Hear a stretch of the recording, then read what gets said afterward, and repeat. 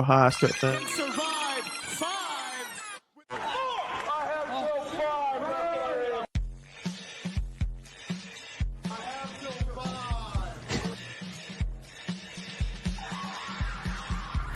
Hall of Famer Tito Santana. Built 5 wrestling going up. Stuff. Just enjoy wrestling. Wedding 5 jeans, bro. What's your opinion? And something like that than I have ever found. That's right, folks. The notorious ATB and Till 510 are back in the house. That's right. Another fun episode of Till 5 Wrestling for you. You don't have to wet your jeans, bro, like Vince Russo, though. We love Vince Russo. Even though I'm sure Tan was wetting his jeans last night watching Monday Night Raw. I didn't watch Raw last night. What the hell are you talking You didn't about? see the big news? No, dude. So they've announced the perfect counter product for AEW's All-In weekend event. Gunther and Goldberg. You're kidding me. No, Gunther and Goldberg for the world title. Is this a rib? No. Have you not been paying attention for the last 48 God. hours? No, I don't watch. 24 hours? I don't watch shitty companies. I've been posting on our page about this match. Well, You I've should been be sick. excited. The viewers should know I've been sick. Obviously, my body knew that Goldberg was coming. I hate that guy. It's really. And is it for the world title? Yes, it's going to be for the world title. Here's what I think is going to happen. Goldberg is going to squash Gunther, and then Seth Rollins is going to try to cash in. Roman Reigns takes out Seth, and then the show ends. Fireworks, pyro, Goldberg and Roman Reigns with the world title up in the air. What do you think? Won't that be great? Is there a plug? Can we do a plug? I mean, it's a little early, but Can we do a plug? if you happen to be a wrestling fan in Kentucky, maybe you should head to Somerset, Kentucky on July 12th and go see Triple Crown Wrestling TCW's event on the doors are going to open at 6:30, bell time is 7:05. They're also going to have the 2025 Commonwealth Professional Wrestling Legacy Hall of Fame with our good friend Professor Bear is going to be inducted. James Kennedy is going to be inducted. Why is he not on the? Why are they not on the graphic? They are. They're on the side. To the left. Oh, I To see the him left. down there. I got you. Yeah. I see. To the Yeah. left. To the left. Yeah. Everybody we like's in the bottom to the left. Yeah. So there's our 30-second ad read for that. Now, back to Goldberg and Gunther. So, God. I find it really funny that we're doing this. We've took the belt off Jey Uso, so his title reign was pointless. Yeah, that we sucks too. Who cares? released Gallus when you could have kept those guys, but instead you brought in Oldberg for a one-night runoff. I find it very ironic that when they fired a bunch of people in the last couple of months, they decided, they were a little old. We want to get some younger blood in here, and then they bring in Gold. Look, I know that you're a little upset and you're seething, and that the natural thing for you is to want a cigarette at this point. But instead of wanting a cigarette, maybe you should head to www.magicvaporshop.com, where they've been helping people quit smoking since 2013. Ditch the paper, get the vapor, go see our good friends at Magic Vapor Shop. They've got stores in Somerset, Nicholasville, London. Where else, Stan? Winchester, Danville, Lexington, you name it, we've got them. 8 locations, great store. And if you come into the London location, maybe You can get an autograph from Till 510. you can get an autograph from Till 510. 7 years strong Magic Vapor Shop employee. Great people, great product. Check them out. Now, one of our favorite things to do around here is our Till 225 segment. We are right. both big fans of Prince Iaukea. He didn't have a really long career, but No. I was a big fan of him. I remembered watching him when he was the TV champion in '97. But I will always look back fondly on his match with Rey Mysterio at Uncensored. That's probably my favorite match where he won the TV title against Lord Steven Regal was probably my favorite Iaukea match. I made it in the notes. I wanted to put that match in the notes because that's a match I always think about when I think about Prince Iaukea. Now he did he didn't have a long career, like we said. It was 5 years, really. He transitioned into the artist formerly known as Prince Iaukea and had this kind of Prince gimmick. He came out with Paisley. In between his original run and then the artist run, they just didn't know what to do with him. He did a lot of jobs, and he did have a long career on the Indies. He actually ended up working until 2015 on the Indies. And as far as his outside of Indies, the only other major company he worked with was XWF, and he only wrestled one match. There you go. Yeah, so it was a very short notoriety for him, I guess. But we were both fans of him. But he's a 2-time cruiserweight champ, like we already talked about. Yeah. He's a 1-time television champ. You mentioned that match with Rey Mysterio. You're putting over his match with Regal. Both of them right there back to back. That's February and March 1997. Yeah, that is back to back, actually. That's good stuff. Iaukea was the man to watch. He felt like, and I wonder if the resemblance to a young Rocky Maivia, who was also getting hot very soon after, or right around the same time there, didn't kind of hurt him a little bit. It may because I feel like some fans might have felt like that was just a ripoff. At that point, they would have. Although they did come up around the same time and were not connected at all. They were just two Islanders. Yeah. And honestly, Iaukea was probably the better worker out of the two. He just wasn't as good on the mic. I'll give you that. Iaukea was a hell of a hand, man. Yeah. Now, I will say that two groups that we both love and a segment that we both love happens to be our Flipside Faceoff. We're going to be talking about Hurt Business, not the Syndicate, but Hurt Business and the Dynasty from MLW. So you kind of heard me already run them down when we did a segment about them a couple weeks ago. They didn't have that lengthy of a run in WWE. It was really they had about a good year, really. Well, that's because Vince had to take them apart. And the best thing that happened during that run is that all 4 of the members, Bobby Lashley, Shelton Benjamin, MVP, and Cedric, were all champions at the same time during the pandemic era. That was really cool.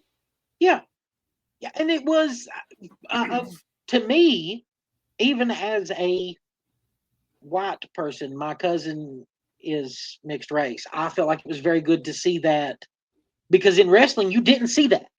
You never saw a point where it was, here is a faction of strong African-American men. And they looked so good. They all looked like main eventers, man. What a great and to me, they were never really the bad guys. They were just the Hurt Business. It was business. Well, I feel very much about them in AEW that way. Now that they're in AEW, I very much feel like they're just kind of tweeners. It's just business. Yeah, they're here to beat people up, cash checks. And I like that about them. I feel like that's the perfect gimmick for somebody like Bobby Lashley. You know, that's why I liked somebody like Steve Austin. I like a tweener that just comes in, beats ass, and cashes his checks. Well, I never was a big Steve Austin fan. I'm a Steve Austin guy. But we're not talking about Steve Austin. Now, as far as the Dynasty goes, though. Yeah, I think a lot of people have to sell me on these guys. So I think a lot of people are probably wondering, guys, why the hell are you talking about the Dynasty next to the Hurt Business? Well, I'm going to tell you why. There's been a lot of rumors around lately now that Maxwell Jacob Friedman has joined the Hurt Syndicate in AEW. There's been a lot of rumors about a potential Dynasty reunion in AEW coming soon, maybe. And so I wanted to kind of jump on this first. I've gotten to see a couple of Hammerstone matches. That dude's fun. Yeah, that dude's a lot of fun. Yeah. Yeah. Holiday is great. He's a great heel. I've heard he's a good worker. I've not gotten to see a lot of his matches. He's a good worker. He had to take about a year and a half, almost 2 years off because of a cancer diagnosis, but he beat cancer and came back to the Indies. I've been working a lot in GCW, and actually he recently came out and said that he will be having his last match in GCW next month. Well, you know what else is next month? All In. All In. There we go. Maybe. So,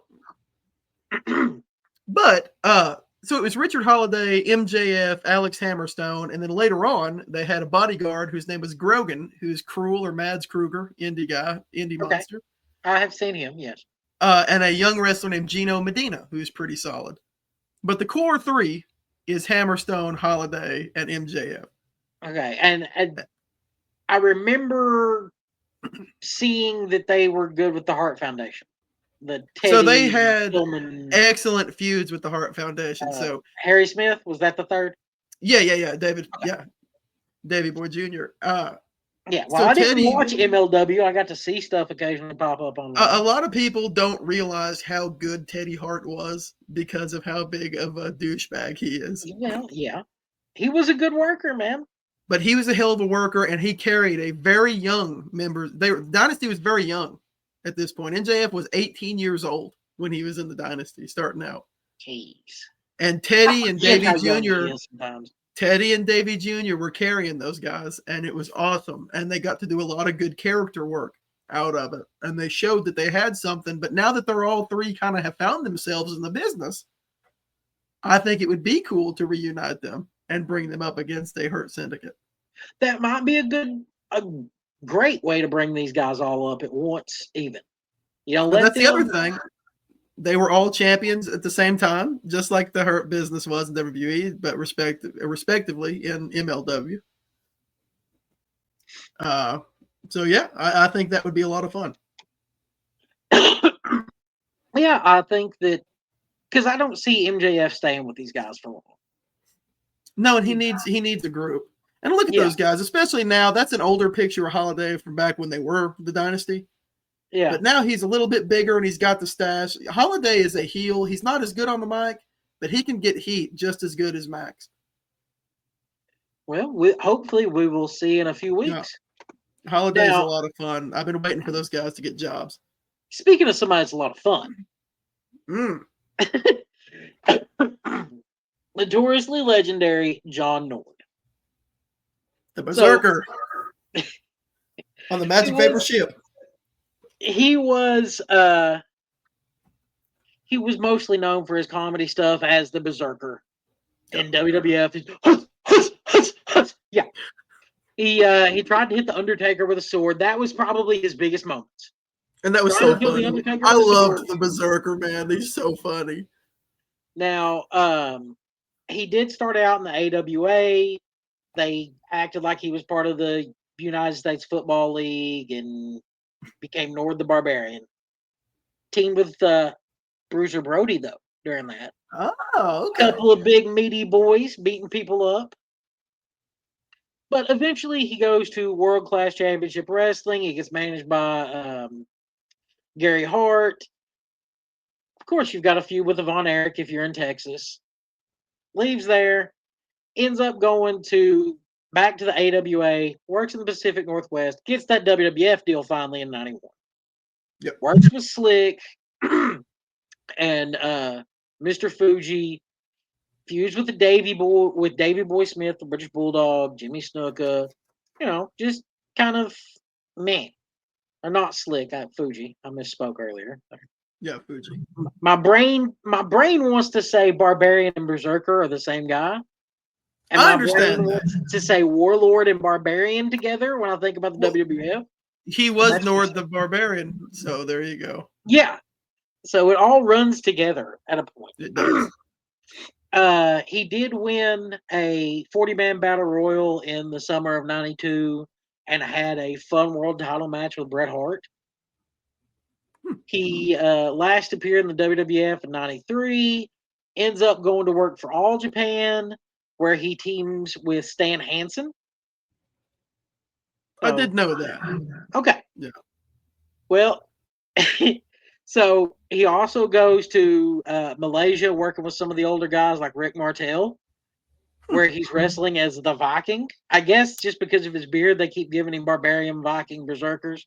He's a big dude with a beard. So what happens here is he shaves the beard, colors the hair blonde, and starts working as just John Nord. Comes into WCW as a little bit of a undefeated streak and ends up losing it to Goldberg. Obviously, that's how things work.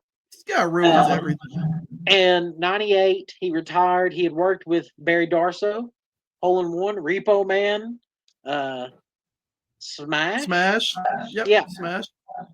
Yeah. So the man of a million gimmicks, Blacktop Bully, was also a tag team partner of John Nord in WCW. Let that sink in for a minute. How about that? Yeah. Nord was a man of many traits. Now, he was one of the people who tried to sue the WWE in 2016 for TBIs, and that has kind of blacklisted him from a lot of WWF stuff over the years. He has been placed on probation, and they were going to have him in a 4-year prison term due to all of his DUIs. Wow. Yeah. And the courts in 2019 sentenced him to 5 years probation in restrictive housing and quotes, he is to refrain from driving whatsoever. Oh, wow. The prosecution tried to have him sent to prison because he is a significant risk to public safety. That's a shame. He had over 16 incidents of driving while intoxicated, but had never faced a felony or misdemeanor. Well, that's why they call him the Berserker. Or no, he had faced those 16 times, 7 DUIs. Sorry. Yeah, and that was the end of his driving. But now, well, an unfortunate turn of things for John Nord. He did end up developing ametrial sclerosis. What are you reading? What are you reading? This fucking medical report, man. This is getting. Well, that's why it's interesting to me, and I have to pull this up because it's so damn like left turn. That's honestly what made me have to have this segment was because I saw a post on Facebook and I was like, dude, what? 16 arrests? 7 16 DUIs? arrests, and now he's got cirrhosis of the liver. Anyway, guys, that was notoriously. No. He's confined to a wheelchair, so he can't drive, and he's in an assisted living facility. I think that what might have been better for him is if he had saved his money and not got the DUIs and headed to see our good friends at Stover's Liquidation for some home improvement stuff, and then he could have just stayed at home. He could have gone and seen our good friends at 481 Tulsa Road in Oak Ridge, Tennessee. They have liquidation and wholesale home improvement products. They have truckload quantities available. You can reach them at www.stoversliquidation.com. They are closed on Sundays. They are open 8 a.m. until 6 p.m. Monday through Friday. Tan, you seemed a little shocked by that segue, sir. Wow, man, it just gets better every week. Look, you play stupid games, you win stupid prizes. I'm not sorry for him. All week long, you've talked about this John Nord segment like you were so excited, and then you drop 5 minutes of lore that no one needed to know, and then a bombshell into a crazy segue. It's where the bad boys pod is what we do. Yeah, he was the Berserker. Now he was a drunk. Now he's in a wheelchair. Okay, and if you. Speaking of where the bad boys played, we've been embarking on a WCW rewatch project. Most recently, it was the March 29th WCW Monday Nitro and the April 1st, 1999 WCW Thunder.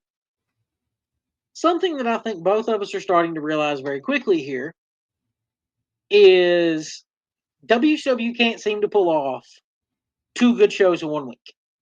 One can be great, the other will be awful, is what we've learned on the third run here. And you can really tell the 3 hours on WCW Nitro is starting to run here because you've got an hour of garbage matches. Well, also, I think that you and I both talked about Nitro before either one of us had watched Thunder, and me and you both were talking about, Thunder's probably going to suck because Nitro was pretty good this week. Well, I mean, let's look at the WCW Nitro from 329 there. Yeah. Well, we start with more David Flair black and white bullshit. Which I'm loving. Now Hulk Hogan's going to be a better dad to him than Ric Flair. Well, that's the same thing. Hogan's been a better dad to the NWO. We're going to see that this week. Oh, God. So we get our the first match of the night. We have Conan and Vincent. Yep. I like that we're already showing that Conan is not with the NWO now. He's on his own. Yep. He does. He beat the hell out of Vincent in that match. And he picks up the win. He did. So, first off, this is one of the guys who's trying to be the leader of the NWO Black and White. Just takes an L. Well, the leader. Hulk Hogan told Vincent he was the leader. Yeah, I know. He also told Brian Adams that, and Horace Hogan that, and Stevie Ray that. Yeah, But he might as well went ahead and told Scott Norton that, so he could have got all 5 members of the NWO Black and White. Scott should have been the leader. He really should have. Maybe that was the problem. The NWO would have took over if they just listened to Scott Norton. Well, then we get to our next match, which when they were coming out, I thought was going to be a squash match. It was Kenny Chaos and Wrath, but then they had a really fun, almost 10-minute match. Well, see, Kenny Chaos he was a lot like Chase Stevens circa 2005. Yeah. He had the potential to be a single star, and they were starting to test that water. They were doing that a lot with guys at this point in WCW. Yeah. Because you had that with like Bobby Duncombe Jr. rather. You know, you had random guys that were, maybe we can push this guy. And you'll even see that in the year to come. It was a really fun match. Yeah, it was. You'll see that in the year to come with like they're starting to develop Vampiro. Yeah. Well, in a year, he's part of the New Blood. Well, dude, I will say another takeaway from this match I had to make a note on was the meltdown Wrath's finisher is so sweet. And because Kenny Chaos is a bigger guy, it looked even sweeter. Wrath was such a fun worker. Like, he was not going to go out and give you a 10-minute technical masterpiece. Well, he gave you a 10-minute slugfest, and it was a lot but of fun. But he could give you a 10-minute slugfest. It was a blast to watch. Yeah. Another slugfest was Rick Steiner and Scott Norton. Oh, that was so good. Beating the dog shit out of each other, because that's what those I knew Dynamite, good Lord. I knew when it was Wrath versus Kenny Chaos, and then the next match was Steiner versus Norton. I said, as a fan of Japanese wrestling, this card rocks already.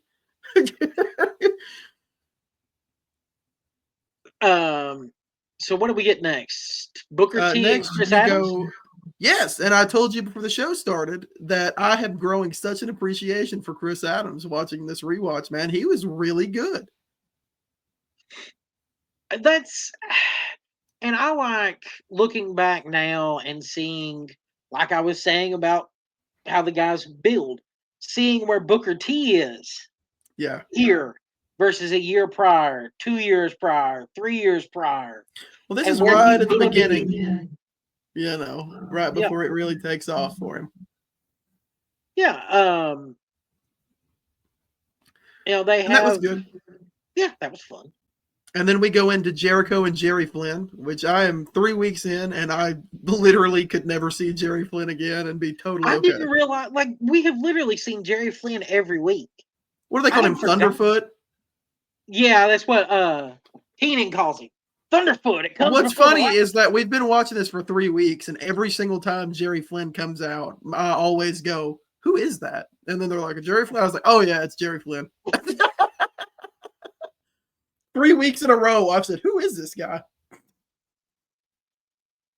Yeah, that sucked. I mean, come on, Jericho got the win there. Yeah, big surprise. And then you got probably one of the best parts of the whole night. Babyface Buff? No, sir. You're forgetting about the promo. Oh, yes. When Bret Hart comes out and calls out Goldberg, he wants Goldberg. Oh, the fans are so into it. I think we should note also that this is the first ever WCW show in Canada, this episode of Nitro, and the fans really loved Bret and Hogan for some reason. But Yeah, that was great. He just came down and ran down Goldberg, as we all wish we could do, especially me. Yeah, well, that's life, pal. So Brett and he even runs down Flair, Hogan, everybody. Makes fun of football, reveals the Leafs jersey because we're in Calgary. Goldberg spears him. Neither one of them move for a few seconds. Brett reveals that he's got a chest plate on. And then he quits. Yeah. They then show yet another Buff and Steiner split up video because Buff's going to come out and take on Norman Smiley. Norman Smiley. Yes. Yes. Not Norman Smiley. Norman Smiley. That's right. Do you find it a little distracting how much Mike Tenay and Tony Schiavone argue on the show? I found it very distracting how many times Bobby the Brain said Norman Smiley. Yeah. I think the entire WCW commentary team is probably the all-time most interruptive commentary team ever. And I really enjoyed Buff Bagwell. Pretty much, we've both been Buff fans throughout our career. Yeah, so it was cool seeing him where we get that tease that he might actually be able to be a single star. And then, I also like the commentary that Heenan does in that match where he's talking about the neck surgeries. And he says, I had a neck surgery and I didn't want anybody to touch me. He said, this Bagwell guy's crazy. He said he comes out here a year later and he's working matches. Well, Brian Pillman can attest to that. I forgot how great Heenan was. Heenan was so good. I feel like a lot of it went over my head when I was a kid. And now that I'm older, I absolutely love. Actually, now that we've been rewatching a bunch of stuff, I actually think that he was funnier. I liked his WCW commentary better. He didn't give a crap. He quit caring. And he could get away with saying whatever he wanted on WCW commentary. Well, I mean, if they fired him, he still got his check. So he was fine with it. Yeah, he just went out there and didn't care, and it was awesome. Now, then, which earlier in the night, we do have to say that DDP and Hogan jawed and, yeah. Yeah, DDP, he did the sit-down with Tony Schiavone. Yes. And that's it was awful. It was, and that is what got us Hogan and DDP in the main event. When I saw DDP sit down, I said, "Oh, this will be good." I was like, "Whoa, dude, that sucked." To me, this tag team title match, should have been a main event. Yep. Such a great tag. Like when I suggested that we do this, because we were talking, like, let's do a rewatch. And at first we wanted to do 2000, but that's to go all the way back to the start of the Monday Night Wars. We want to start here. It's redundant. We start right here.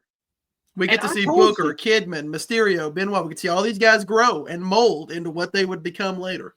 Yeah, and I had expected him to. Honestly, when I suggested this, I had forgotten how good some of the matches were back then. Yeah. But this tag team title match, so much fun. And then you have Raven and Saturn end up screwing Benoit and Malenko out of the belts. Yep. So we've got double champ Rey Mysterio. And his opponent for the pay-per-view is his tag team partner. Yeah, one of his biggest rivals. They played that up through the show. Like, oh, Kidman and Mysterio are on the same page now. I guess this is different. Yep, and that was a lot of fun. Yep, agreed. We get to the main event, DDP and Hogan, which I'm sure was really cool to see for the fans at the time. So I got to tell you something real quick. What? Because I'm just not a Hogan fan. It has been so long since I've watched a Hulk Hogan match. I enjoyed how into this match the fans were. Like, I actually, just for pure nostalgia purposes, I really liked this match. Nostalgia? Like our good friends, the Nostalgia? What are they covering this week? I think we're doing Always Sunny in Philadelphia. You mean we? There you go. That'll be a good one. Yeah, that's a lot for you. I'm not. Come see us on Thursdays. We'll talk about it. Yeah, we can talk about other random stuff on Thursdays. Yeah, like now, John Nord's addictions. I mean, he never said he was addicted. He was just a drunk driver who got caught. If you've got 16 arrests on drunk driving, I'd say you're probably addicted. Well, maybe he was. Or he was just really unlucky. Now, to compare, I will say this: looking back at the two main events, Hogan knew how to work a crowd. Yeah, especially here. Canada loved him for some reason. I didn't realize how well the face turn for Hogan went. Well, one thing I actually noticed about this show, too, is that DDP in that sit-down interview almost was like he flipped heel on a turn. Well, he started that the week before. Right. And I'm not really, what I mean, though, about this match specifically is I don't think that even Hogan and them knew how over he was going to be there. And I think DDP had to sort of amp it up a little bit on this show. So from there, we're gonna transition over to Thunder, and we see Normand Smiley once again. We open up with that tag team title with Saturn and Raven, though, explaining. You've got the commentary team talking about how Saturn was never part of the flock. They were old friends. They were never enemies, and they've made up. They're friends. They fight sometimes, but they've made up. And Raven's like, well, we deserve a tag team title shot since we helped Kidman and Ray win the belts. We gave them to them. They should give us a title shot. That's fair. It's fair. That's fair. Yeah. And my favorite line was, what is it? They'd gone over it for years, including in summer camp over a girl named Beulah McGillicuddy. ECW callback. Yeah, Tommy Dreamer and ECW callback. I love that. That was cool.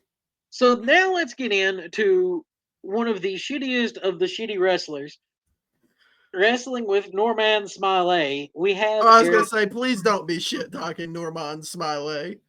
No, we're shit talking Eric Watts. Yeah, Eric Watts sucks. And multiple companies tried to get this guy over. It just never worked. My favorite part of this was his straight out of 1999 outfit. Yeah. Like he went to Gadzooks and said, let me get the display. Gadzooks was a store in malls that had really douchey clothes. And that's where Eric Watts shopped in 1999. Look, I have like 4 or 5 shirts that I got at Gadzooks. I would say you do, Aaron. They're button-ups. Oh, I've never seen you in a button-up before. Well, they won't fit me now. That's when I was in middle school. I was a child. I could dress like an idiot then from stuff from Gadzooks. I wasn't going out to be a professional wrestler wearing Jinko jeans that were big enough to hide a midget in a trash can. But it's okay because in 6 minutes he jobbed out to the legendary Normand Smiley. Then we get a tag team match with Raven and Saturn versus Random Cowboy Twosome, which is Bobby Duncombe Jr. and Mike Enos. Yeah.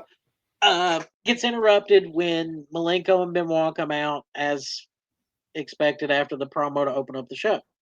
Yep. It was a fun little short 6-minute match. I think that Enos is very underrated as a worker. I'm not a fan. I just he's a good jobber. Yeah, he's a fun jobber. And you know what? If you're a good jobber, you're a pretty damn good worker. That's the thing. You're making your opponent look good. WCW had several good jobbers. Bobby Duncombe was a good jobber. Bobby was a good jobber. Chris Adams. Hey, Kenny Chaos was a pretty good jobber. Yeah. We get Jericho backstage trying to convince Flair to let him be back in the U.S. title tournament. Of course, Flair's like, sure. Why not? Yeah, that makes sense. Later on, Flair has a sit-down interview with Ed Leslie where he gives him the main event against Hollywood Hogan. Because he's going to get a 3-year. He'll get a 3-year contract, double what he's currently being paid, if he beats Hulk Hogan in the main event. Yeah. Well, then So- you get Jericho defeating Chris Adams in that United States Championship Tournament first round match. Was it part of the tournament? I don't know if they ever Yes, made it was. Okay. It was. Well, I mean, it's the way that they did this whole tournament was a lot of fun because they were like, "We're going to have a tournament. We're not going to tell you who's in it, what matches are We're not part going to of tell it." you anything. We're just going to call it on the fly. Yeah, and then So the basically, just commentary ask Ric teams Flair. trying to run down the matches from last week. I'm like, nobody said that was in the tournament. No. The only reason I know this was in the tournament is because when I was getting the notes together, I had that question, and I was like, I should look up if that was a tournament match. Fair enough. We get backstage, and Jimmy Hart and the first family of professional wrestling, the Barbarian and Hugh Morris, are beating up your favorite WCW performer, Jerry Flynn. Yeah. Yeah. Until that means Ming has to go out there and fight on his own. Jerry gets the hot tag, though. Why were they pushing Jerry Flynn so I much don't in know. '99? What was I the don't know. deal? He took a pile driver on concrete and came out like this. That was his selling of a pile driver on concrete 5 minutes early. Well, dude, he has won matches in the last 3 weeks that we have watched. So obviously somebody really enjoyed Jerry Flynn, or it was a great rib. We need to find out. Is Jerry Flynn was he in line to be the world champion? Maybe we could ask our friend Vinny Rue. It's Russo. Maybe we should do that. He'll wet his pants, bro. Say, what's the fucking deal with Jerry Flynn, bro? We get another fun tag team match. Chavo Guerrero and Kaz Hayashi, which is a very random tag team. I like Kaz Hayashi a lot. I did too. Was a big fan of him back in the day. Of course, Benoit and Malenko are going to win that match. With Arn Anderson. Yeah. And for some reason on commentary, Bobby Heenan kept ripping on Tony Schiavone and telling him how he preferred Larry Zbyszko. So they, no joke, spent like half the match just making fun of Larry Zbyszko instead of talking about the match. Yeah. We get Hogan backstage telling Horace, Vincent, Stevie Ray, and Brian Adams that he told them all they were going to be the leader of the NWO brothers because he wanted them to do their best, brother, and they were going to lead the NWO to new heights. And now they've all done so good with this that he just doesn't know who to pick, brother. So next week, brother, they're going to wrestle in a 4-way match, brother. Going to do a battle royal style, brother, to determine the leader of the NWO Hollywood, but NWO Black and White. Because it's not NWO Hollywood anymore. Hollywood's out of it, but they're partners with the NWO Wolfpack. I don't get it. The continuity is not good for the NWO right now. We're getting a little. We should have just ended it. No, but we got to keep going, brother, because Vincent might be the leader, brother. Yeah, Vincent's going to. Or maybe it's Brian Adams, dude. Yeah, or maybe it's Horace, dude. Horace Hogan's going to come out there and eat a diamond cutter and lose to DDP. And Bro, every one of these leaders keep losing. That was a 10-minute Horace Hogan match. 10 minutes. 10 minutes. Well, and then we get, what was it, a 10 or 8-minute Ed Leslie match? It was 5 minutes and 40-second disqualification. Hogan defeated Ed Leslie, or the Disciple brother. Brother Brudai, brother. It felt longer. Oh, dude, the last hour, I'd say maybe the whole show sucked, but really the last 45 minutes went so slow. I was like, oh, God. I was watching it, and Crystal looked at the TV and goes, who is that? I said, that's Ed Leslie, the Zodiac, the Booty Man, the Disciple, the Brutus the Barber Beefcake. Brutus the Barber. And she goes, the Booty Man? I said, booty yeah, man. and he had the Booty Gal, or the Booty Babe, or whatever they called Kimberly. I think it was a Booty Babe. Whatever, Booty Gal, Booty Babe, it was Bootylicious. Who gives a shit? He was Hogan's best friend, so he had a job secured anywhere that Hogan went. The sad thing is, this match in 1999 was better than the 1994 match. For sure. That main evented Starrcade. That's not saying much. No, it's not. It's not. And one thing that really drove me nuts throughout the whole episode, I love Tony Schiavone. Yeah. We kept talking about Sting, about how his face paint was now white and black, not red and black. Mm-hmm. You know what that means? It's white and black. It's white. Is he in the Wolfpack? Is he in the Wolfpack? Well, to me, white and black, he's part of NWO White and Black. He's going to enter that battle royal winning. That's what's going to happen. Sting's going to lead the NWO. Here we are. That honestly would have been a better twist, and I would have been happier with that. No, dude, it should have definitely been Vincent. You mean Mr. Meat Sauce himself? Meat Sauce King. Yeah, the Olive Garden master, dude. We love Vincent. Who managed to work everybody about his age throughout his career. Yeah. What, was he much older than he said he was? He was like 3 years older. Yeah. What is it? 3 years is not even a good enough length to lie about. I got to look it up now. That's so funny. It's like the Boogeyman. The Boogeyman got on tough enough. Said he was like 29, but he was actually almost 40. He tried. Yeah. So it got him a deal. Virgil was born in 1951. Okay. What did Virgil claim? Virgil claimed a lot of shit, man. I don't know. But anyways, point being, Virgil claimed that he was substantially younger. And then nobody found out until his agent let them know after he died. How perfect is that? Well, Vincent ribbed everybody. God bless you, sir. Thank you. One of my favorite Vincent things is one of the last things he did was the rib on Chris Jericho in AEW, where they had Vincent come in as Soul Man Jones for that when they did that. Were they doing like a Dark Side of the Ring knockoff about Chris Jericho? Yeah. They wanted Soul Man Jones. So, how are you liking the little vignettes that they keep doing? Is it a little annoying that they keep doing the same ones? Like the Steiner and Buff? Well, what about the one for Bill Goldberg? Fuck Bill Goldberg.